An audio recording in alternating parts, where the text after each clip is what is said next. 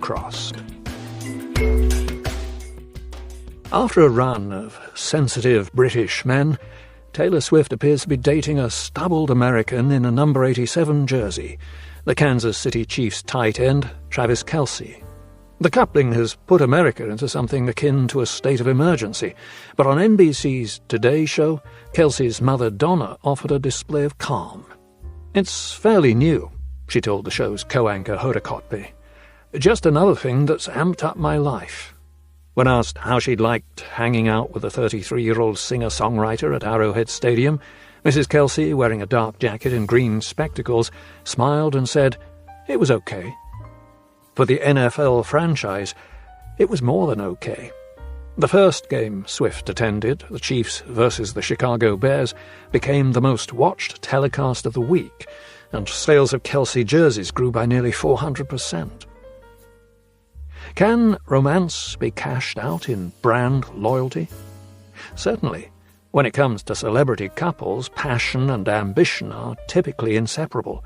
David and Victoria Beckham, who became an item in 1997, may have brought the pop star sports hero dyad to its modern apogee, making 1 billion hearts flutter while creating an interstellar expansion in their consumer base. Netflix's recent docu-series Beckham, directed by Fisher Stevens, reveals their pairing to be blissfully adolescent. Him? I just fancied her. Her? I just fancied him. Pop stardom combines with sporting glory in a particularly bountiful way. Manna from the gods of promotion. "My daughter was so obsessed with them," Anna Wintour says in the first episode, "that I felt the world must be."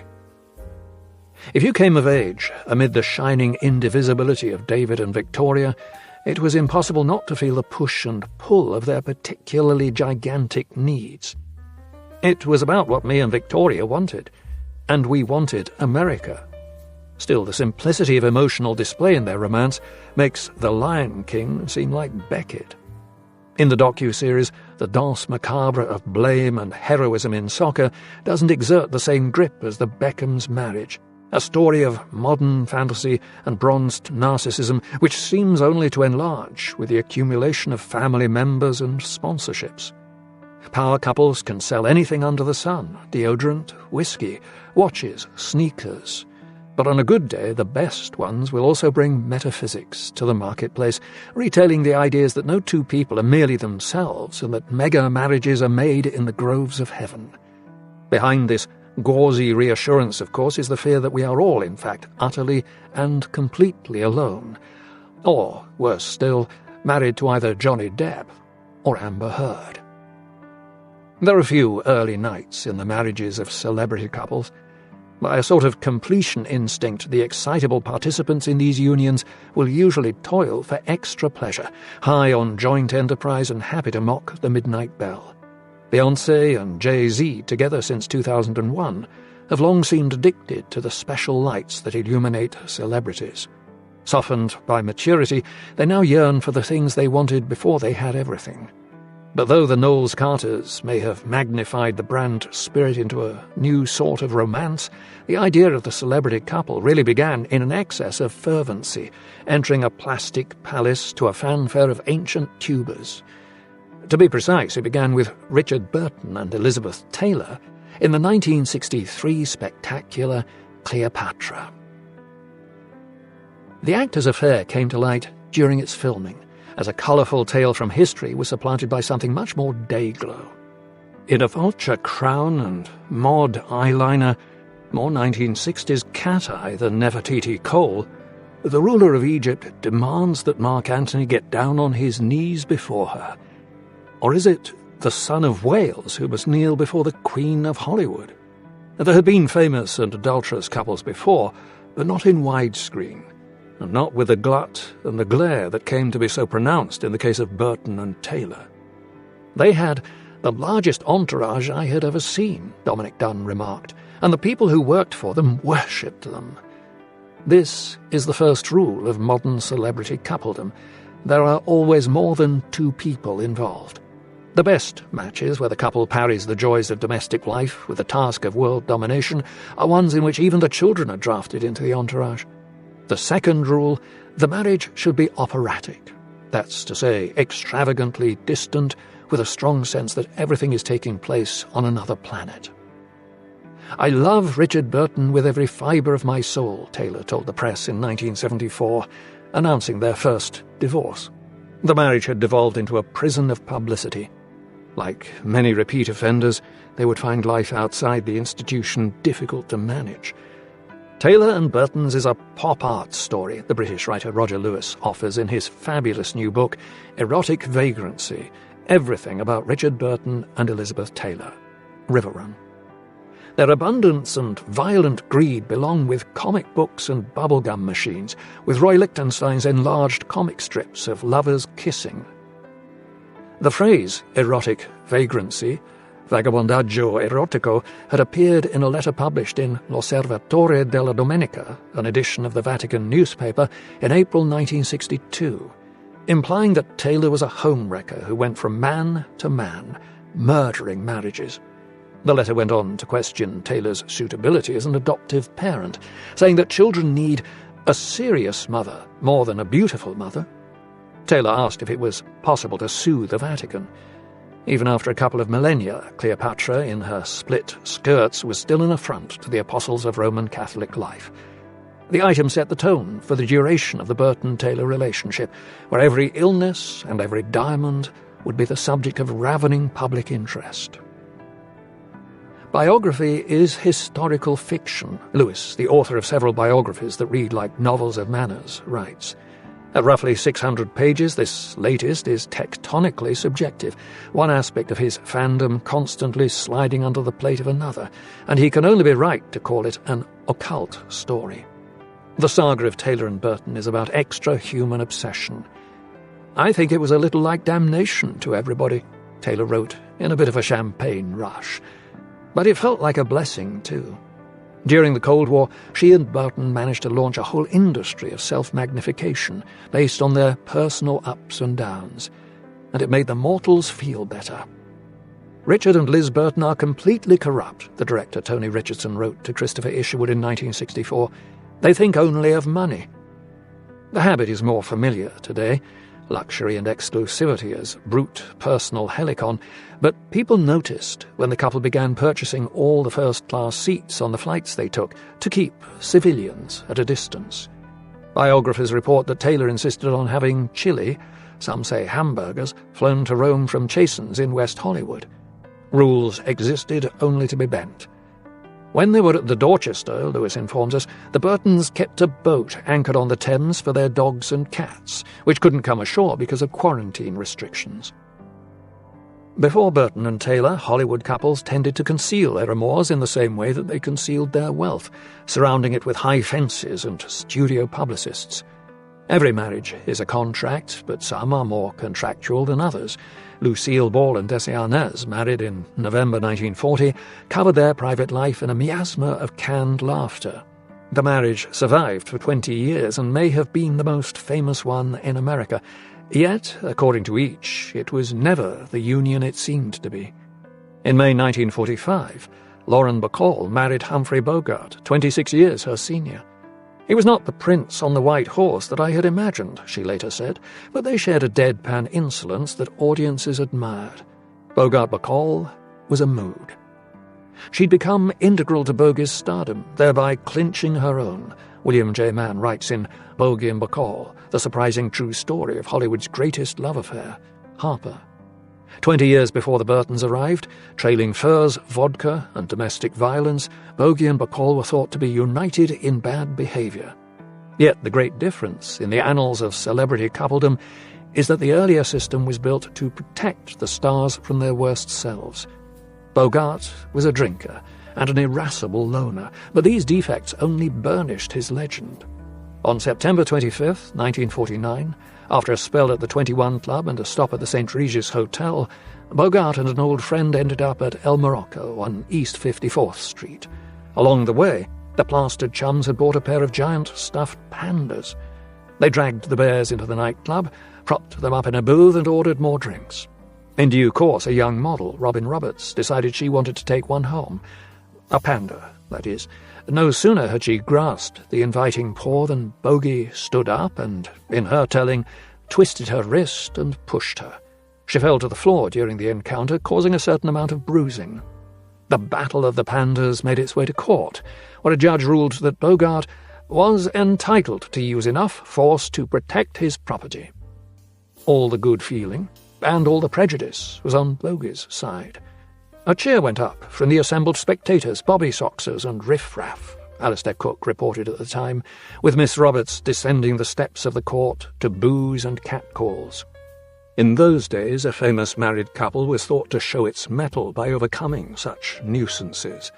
When asked by the waiting press if he was drunk when the incident took place, Bogey did a bogey. "Isn't everyone drunk at 4 a.m?" he replied. The marriage of Marilyn Monroe and Joe DiMaggio was bookended by two public events. The first was the couple's run-in with the press outside San Francisco City Hall on January 14, 1954, a few minutes after they were married and a few weeks before they flew to Japan for their honeymoon. From there, Monroe would be asked to go to South Korea to entertain the troops. The second, 9 months later, was a jostled gathering outside their home in Beverly Hills, where the actress fought hard to control her distress as her lawyer announced her and DiMaggio's divorce. Some say the retired baseball player had lost his temper, not for the first time, over the scene in The 7-Year Itch, where Monroe's skirt is blown into the air. But we'll never know the exact details of the argument. Silence was the rule. "I'm all in favour of a good, screaming free-for-all every 2 or 3 months," Paul Newman is quoted as saying in Joanne Woodward and Paul Newman, Head Over Heels, A Love Affair in Words and Pictures, Voracious/Little Brown. A new book by their daughter Melissa Newman. It clears the air, gets rid of old grievances, and generally makes for a pleasant relationship. But it wasn't meant for the public. To their many fans, Newman and his wife were models of productive empathy. Not for Woodward the asp at the breast, or the diamond as big as the Ritz. True love for Burton and Taylor involved the supersizing of everything.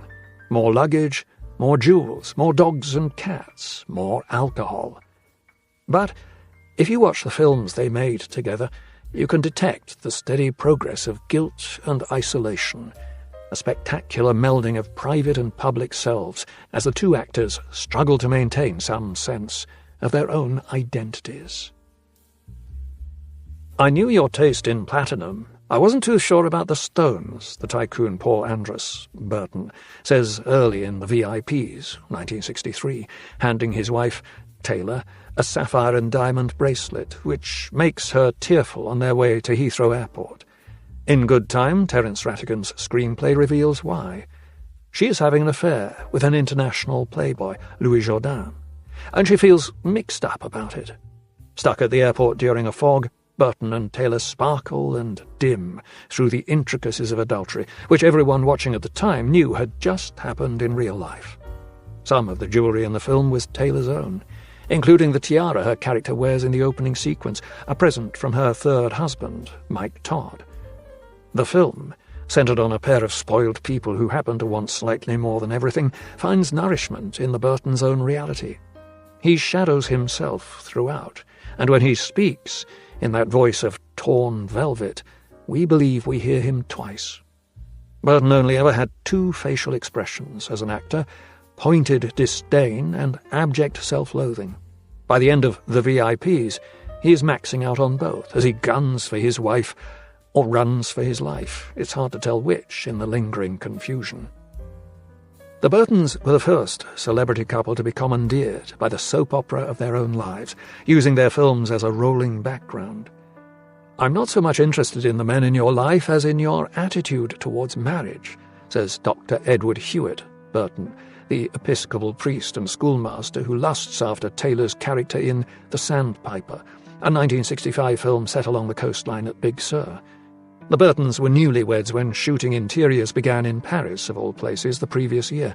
They'd crossed the Atlantic on the Queen Elizabeth, inhabiting 6 first-class suites before checking into the Hotel Lancaster near the Champs-Élysées, where they took 21 rooms. Taylor was hilariously miscast as Laura Reynolds, an unwed mother and free-spirited peacenik, showing an audacious amount of cleavage as she tries to defend her homeschooled 9-year-old son against disciplinary action. He has killed a deer, but since he also quotes Chaucer, we know he isn't a juvenile delinquent. A judge makes her send the boy to Dr. Hewitt's boarding school. Men have been staring at me and rubbing up against me ever since I was 12 years old, she tells the schoolmaster. I see myself being handed from man to man as if I were an amusement. Oh God, give me strength, Dr. Hewitt says, not long before he removes her earrings in front of a log fire. Then comes the guilt. You're a glowing woman, he adds. I'm just a hypocrite. The Sandpiper is about adultery, Roger Lewis tells us. By her very presence, Taylor seems to demand, what right have men got to make women feel ashamed? She was still smarting from being slut-shamed by the Vatican. Meanwhile, Burton stands on a precipice, a man in a blaze of self-recrimination, both in the film and in his own life. I've lost all my sense of sin, Dr. Hewitt says in that famous voice, always replete with moral pain.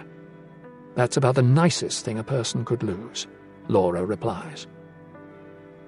Celebrity marriage is an internal combustion engine, and audiences love nothing more than to watch it stall out or send the car off a cliff.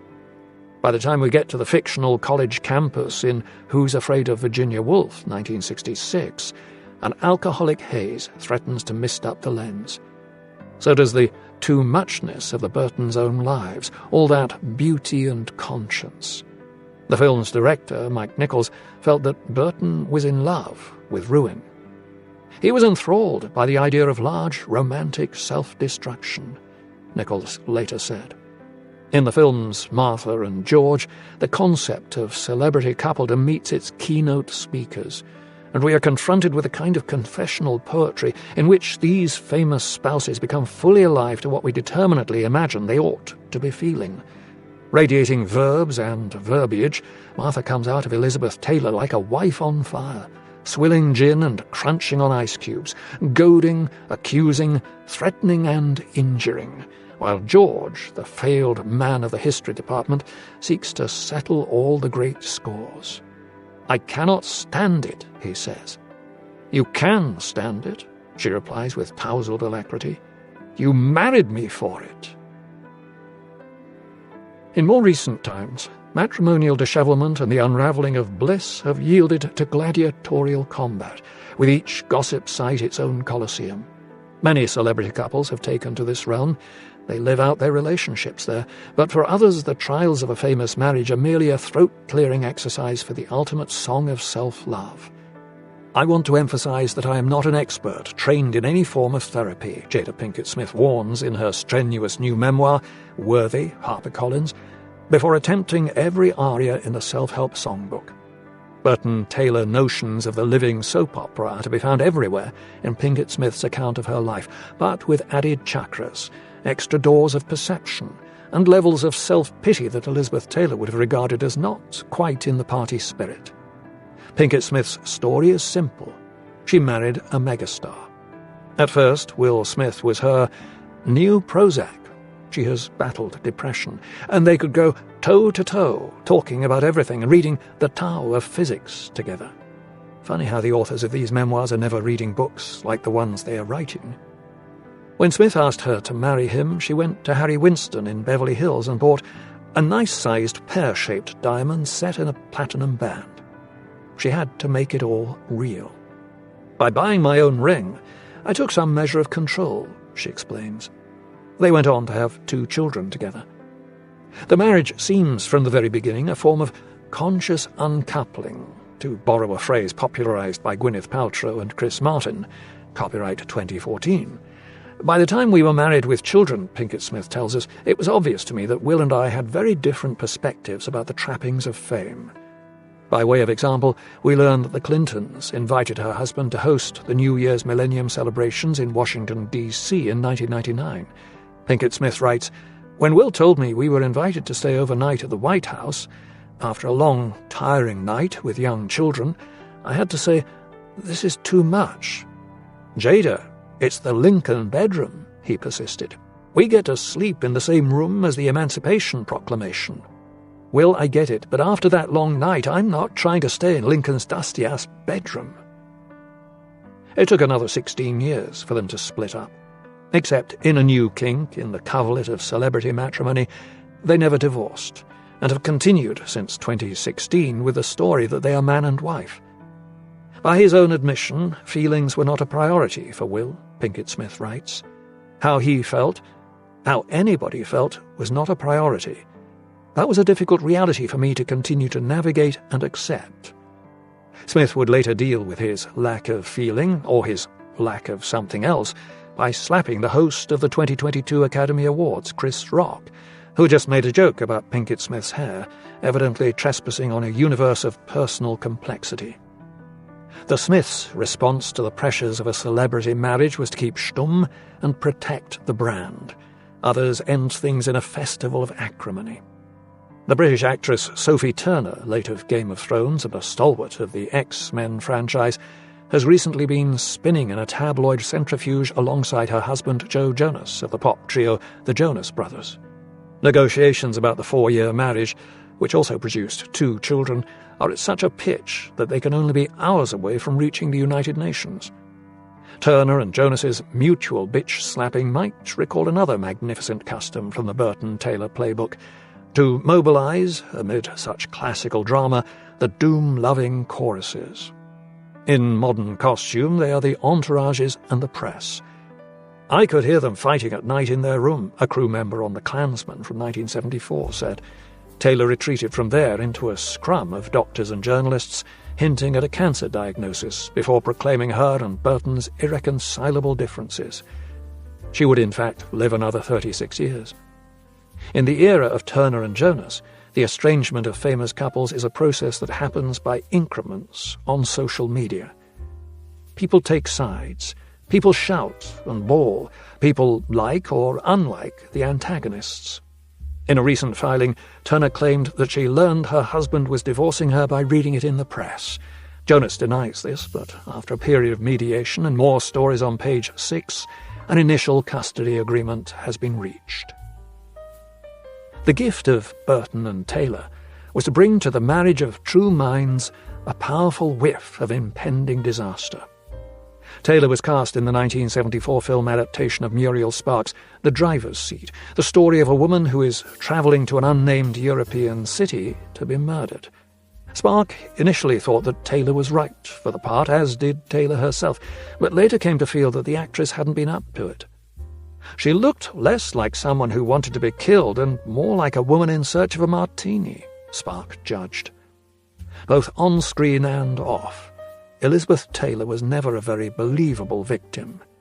She saw marriage as a means of personal increase, and the idea made her airy, believing that her best match would indeed come to be confirmed in heaven. "Do you somehow wish that you had been reunited with Richard Burton?" an interviewer asked her, 4 years after the death of the man she had married twice. "I'm sure we will be," she said.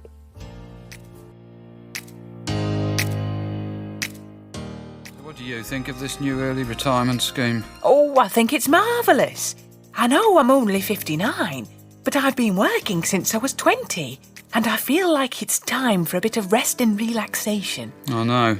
We all feel we need time to rest and relax sometimes, but if I know anything about you, you'll be bored in no time.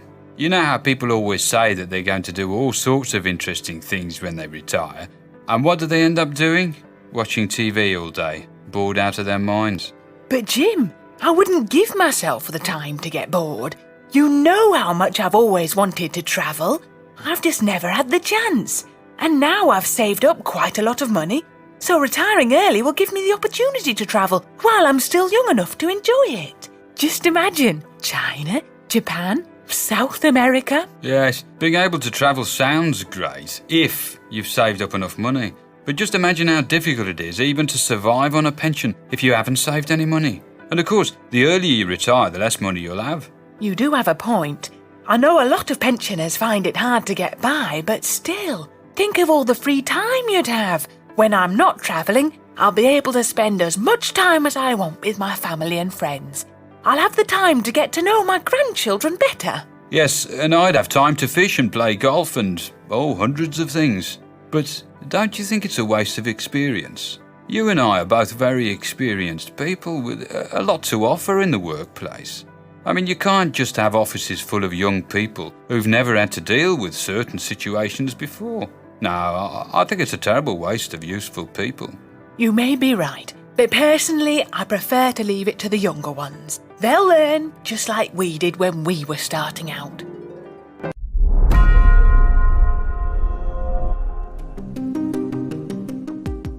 Sleeping habits. You're going to hear a woman interviewing two different men in the street for a market survey. They're being questioned about their sleeping habits. Interview 1. Good morning, sir. Good morning. Would you mind if I asked you a few questions? We're doing Well, I'm in a bit of a hurry. market survey. Well, it won't take very long, really. Well, all right. Be very grateful. What's it all about? Well, it's about your sleeping habits. My sleeping habits? Yes, just a few questions. It's a bit personal. Well, we'll try and keep it decent. How much time every day do you spend making the bed? Well, I don't make the bed. My wife makes the bed. She's always made the bed. I see. Oh. I don't think men should be making beds, do you? Does she spend a long time doing it? Oh, well, we got one of those duvet things. I think you just throw it over. I see. She makes a lot of fuss about making the bed, but, So, not very long? not very long, no. I suppose about a minute or so. What do you, do before you go to bed in the evening? Well, well, that's a bit difficult, isn't it? I suppose I read sometimes. Mm-hmm. Sometimes I just flake out like that. Thank you. Sometimes, you know, talk and mess around, you know. Mm-hmm. And, when you wake up in the morning, do you... What is the bed like? What's the bed like? What do you mean, what's the bed like? Well, I mean, is it... Well, looks as if somebody's been sleeping in it. I see, yes. All wrinkled, isn't it? Very, very untidy. Well, not very untidy. I'm quite a quiet sleeper, so they say. Mm-hmm. My wife isn't. Your wife isn't? No, her side of the bed's always in much more of a mess than mine. I see. Do you sleep well at night? Oh, yes. Straight out. No trouble at all. But if you have a problem, or if you can't sleep, what do you do? If I've a problem? Well, I, try not to think about it, I suppose. I see, yes. You don't have a method for going to sleep? Oh, well, the old counting sheep and that. Mm-hmm. No, I just, try and think of something else, you know. I see. And, supposing... Do you, wake up sometimes in the middle of the night? No, never. Well, unless somebody comes to the door or the telephone rings. No, never. Oh, I see. And supposing you hear a strange noise in the night, what do you do? Well, I'd go down and have a look around. Very brave. No, I'd just be angry, I think. Being disturbed. Worried about the house, you know. Wife to look after, children. A responsible husband. And, do you... Well, I suppose you could say that, yeah. Do you have, complaints? Do people, are people angry about the way you sleep? I haven't had any complaints to date, no. None at all? No. I'd say I'm a very nice person to sleep with. Easy. Anything else? Yes, the last question, sir. What sort of dreams do you have?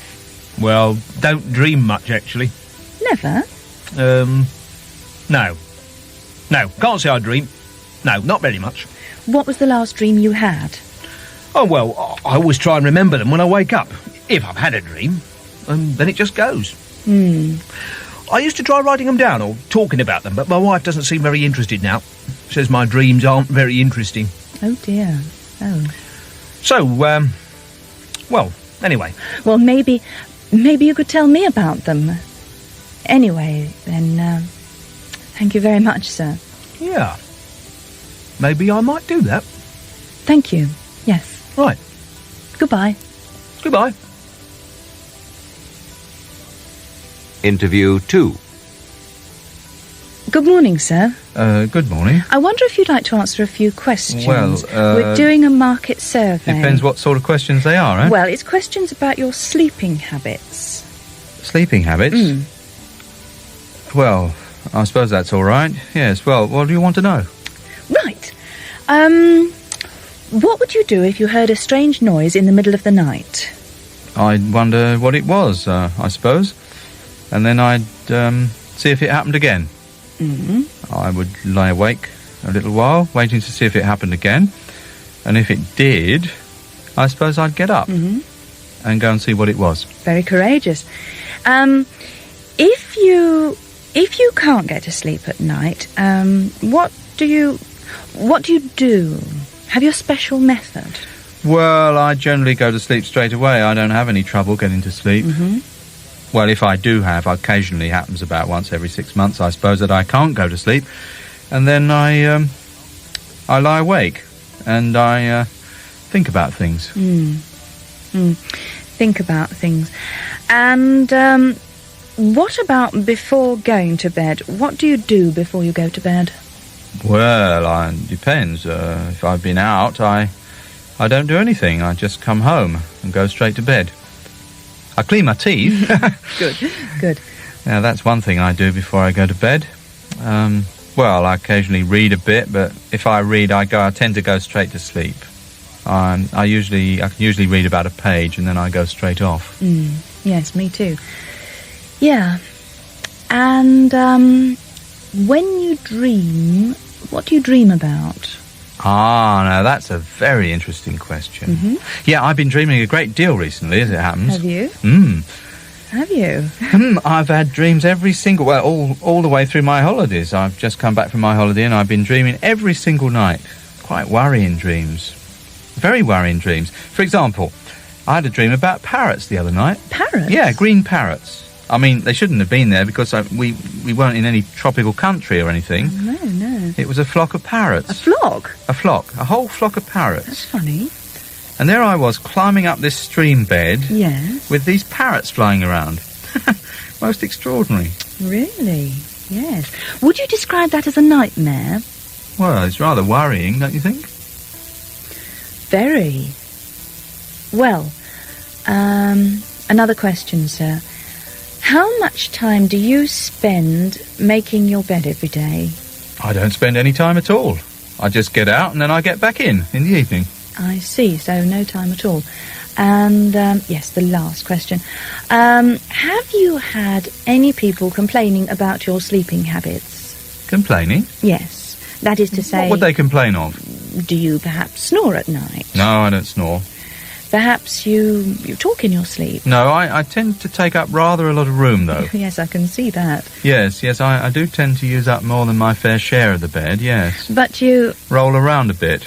But you've had no complaints? Well, I occasionally get complaints, but I don't take much notice of them. What can you do? Yes, quite so. Well, thank you very much indeed, sir. You've been very cooperative and helpful. Yes, well, thank you, yes. It was quite interesting speaking to you, actually. Goodbye. Bye-bye. Sharpen your skills with this next listening session. Listen closely and snag every new word that floats by. Let's master your vocabulary.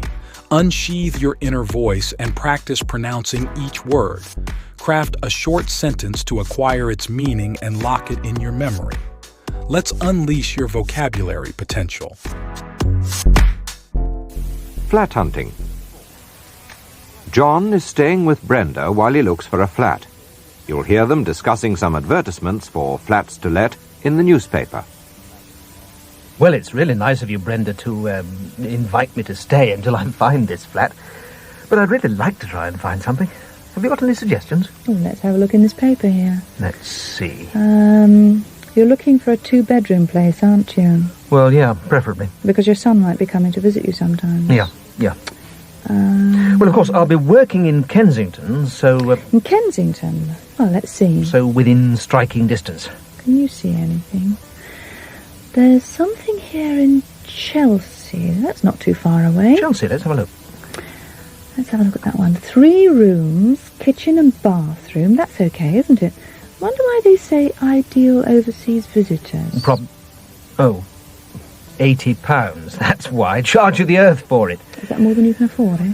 Yeah. Besides, it's short lets available, so... Oh, you'd want something long let, wouldn't you? Yeah. Let's see what else there is. Bayswater? Bayswater's not too far from Kensington as well. There's no tube, though, is there? That's quite cheap, isn't it? £50. £50? Well, it's not bad for London. Do you think so? I was thinking of spending... Well, what is it? It's a double, single... Large, what's that? Large reception room, kitchen, bathroom, large reception long let. room. That's not bad, you know. I mean, I tell you, you have to look at some of the other ones and you'll find that can't do much better than that. Well, £50 still strikes me as pretty expensive. Let's quickly run your finger down the page. Kensington Church Street. Well, that's £60. There's one, the Angel, £37. The Angel? Oh, it's quite a long way away from Kensington, you know. What's the tube? Is that direct or not? The tube from the Angel to Kensington High Street? No. Let's see. No, Angel's on the Northern Line. Yeah, you'd have to go Northern Line and then take the Circle Line, wouldn't you? So it'll involve at least one change. That's not too bad. Yeah, I suppose. But it's all the same during the rush hour. I've done this before. It's really pretty unpleasant. Let's see. But I mean, you wouldn't get anything £37. I mean, I don't... That is a definite advantage. It is cheap. And it's furnished, too. Yeah, washing machine as well. Amazing. Yeah, well, OK, that's something to bear in mind. But let's have a look. Is there anything else? Marylebone High Street. Here, this is an amusing one in Hampstead. It's got ornithological views. Are you interested in bird spotting? Well, depends what kind of birds, of course. Well, let's have a look at this. I don't think that's what they've got in mind. No, probably not. Oh, it's only April to October. But it does say preferably academics, which... Yeah, that, I wonder why that's April to October, though. Oh, no, that's central heating. Oh, I see. Oh, central heating is April to October. Yeah, they heat from April to October. That can't be right. No, surely not. Oh, it's when... Oh, I don't understand that advertisement. No, better leave that. Besides, that's £65. £65. Can you see anything cheaper? No, I think that's it, really. Yep. One in Hyde Park, if you want to live around Hyde Park. You've got something for £100 a week. How about that? Well, thanks a lot. 2 double bedrooms, looking over the park. Can't you afford that? Well, if you're working at the university... I'll tell you what, I think you'd better, Which one shall we mark that you ought to phone? Well, the Angel, I suppose. The Angel. And I reckon you should try this Bayswater one. Do you think so? Yeah, that sounds quite good.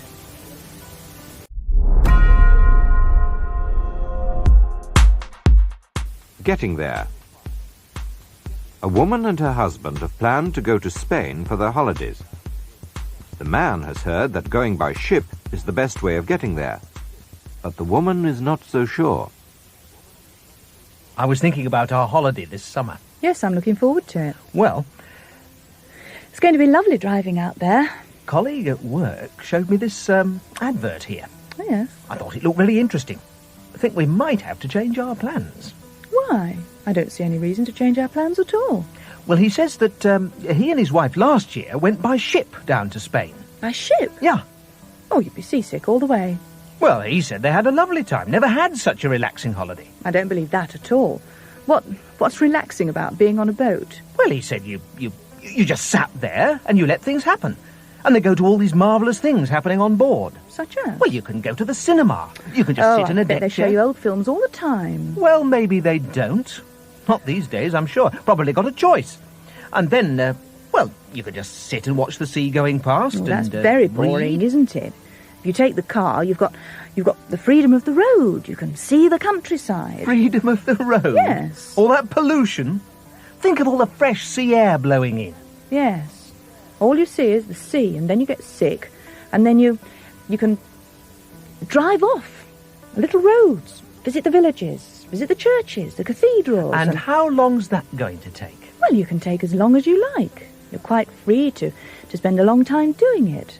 Anyway, we did it last year, And look what it cost us before we even got there. Well, how much does it cost? Stopping off in hotels, going off to see this and that.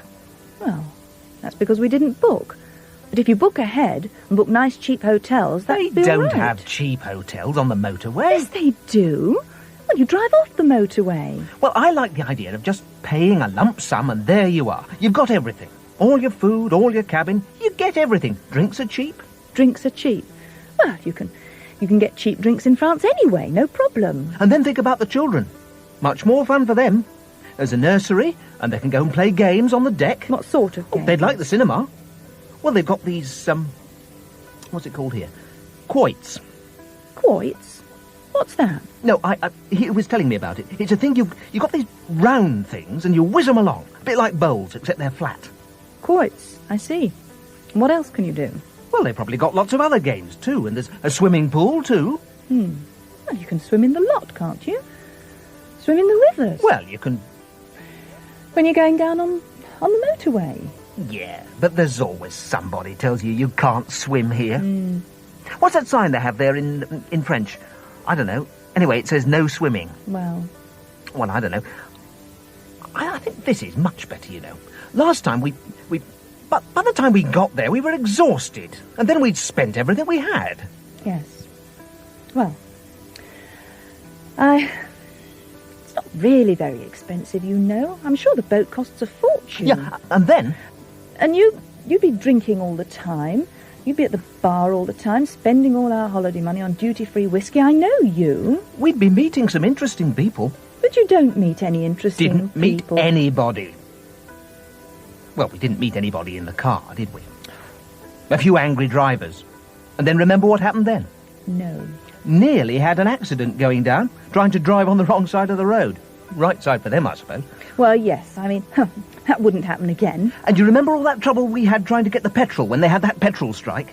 And going into the garage and trying to get that puncture fixed up, and I couldn't speak a word of it. Yes, well, I've got a phrase book this year, so that's no problem. Got a phrase book?